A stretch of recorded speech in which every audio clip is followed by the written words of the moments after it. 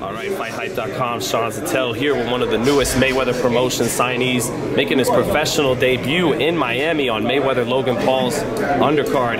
That shows you how much they think of him already to be debuting on that card. How's that feel, Jalil, that first fight's going to be on one of maybe the biggest card of the year? That feels amazing. You know, not only is it one of the biggest cards of the year, but I'm on the undercard of a person that I've looked up to since I put on some gloves. Floyd Mayweather. I was saying Mayweather. I've looked up to Floyd Mayweather since I put on gloves, and I know the vast majority of the young fighters can say the same thing.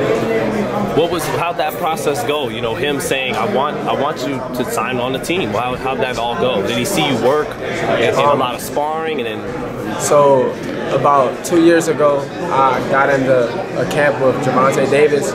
You know, they gave me a few rounds. After my first day of getting a few rounds, they said, you know, we're gonna give you a little bit more rounds because you did good. You know, I finished the whole camp with him.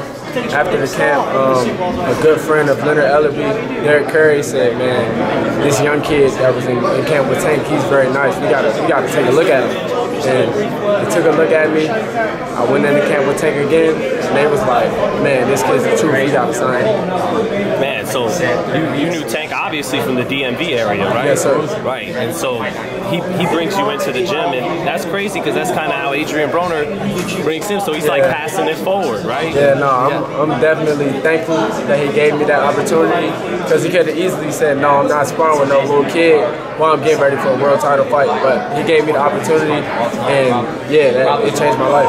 Yeah, how the hell did a 16-year-old kid hold up with Tank Davis in sparring? Because he's vicious. Yeah, he goes in there to hurt you. And it was more of a, this kid ain't gonna quit.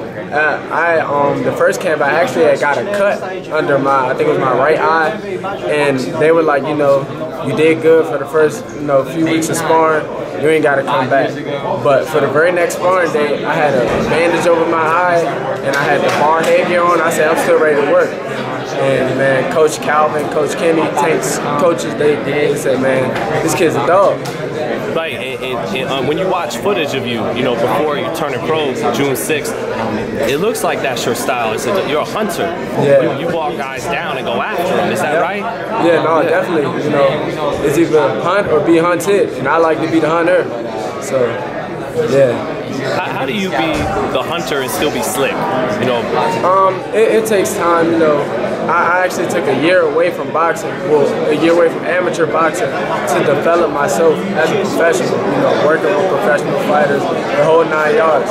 Because, if we take Jalil Hackett now and compare him to Jalil Hackett from 2 or 3 years ago, those are two different guys. So, yeah, I really took the time to develop myself as a fighter. Was that your father and trainer's idea to have his 1 year trial of fire? Just a 1 year, man. You got to go into camp with all these different pros and figure yourself out. Do you think that style you fight in was part of what impressed them more? Because it's one thing for a young kid to be moving around and fast, but you were going mano a mano as a kid against a man. Do you think that's part of what also made them say we got to bring him on the team? Yeah, because a lot of people they watch boxing and they like boxers, right? But the fans, they like a guy that's gonna fight. Right. They like that type of stuff. So once they seen that in me, they say we got to get this guy immediately. Have you seen Charles Conwell, Keyshawn Davis also fight? Oh yes, sir. They see what is that? We got these 3 American fighters with great amateur pedigrees, and now we got guys starting to be to walk guys down instead of the boxer puncher style. Why do you think that is? Is it because you said fans want knockouts, or yeah, fans want knockouts, and I'm good at it. So yeah. What do you think of the main event? Floyd Mayweather, easy. Could you put a round on it? Or? 9. Okay. If I had to put a round on 9, and the reason why I say so late is because Floyd's gonna get the fans a show. He's gonna toy with them, but he can finish it whenever he wants. Do you think he really did piss Floyd off? Jake Paul did. I definitely do think he pissed him off. And that'll make it worse. Yeah, that'll make it worse. Like I feel like honestly, even if he feels like he hurt him early, he might back off just to say, yeah, you're going to take this whole beat. Do you think he goes to the body a lot in that fight to break down Logan Paul? It's a big kid. I mean, he's over 200 pounds. Yeah, I think he's going to go to the body. He's going to hit him with some good shots, but I don't think he's going to hit him too hard because he don't want him to quit. He don't want him to quit. He want him to keep getting up, even if you knock him down, get back up. So he can keep beating him up tomorrow. I appreciate that take. That's a good breakdown. That's a different take. You know, you got people saying 3-4 rounds, and you're saying you're gonna make him suffer. Yeah, no, he's gonna beat him down, and right when you feel like you're about to quit, I'm gonna back off. Let you get yourself together, so I can beat you down some more. Well, it's exciting for you know, a young pro. You and Dorian Khan going pro the same night. It's exciting. Anything else you want to say before I let you go? You know, I just want to let all the Fight Hype fans know I love y'all. Follow me on social media.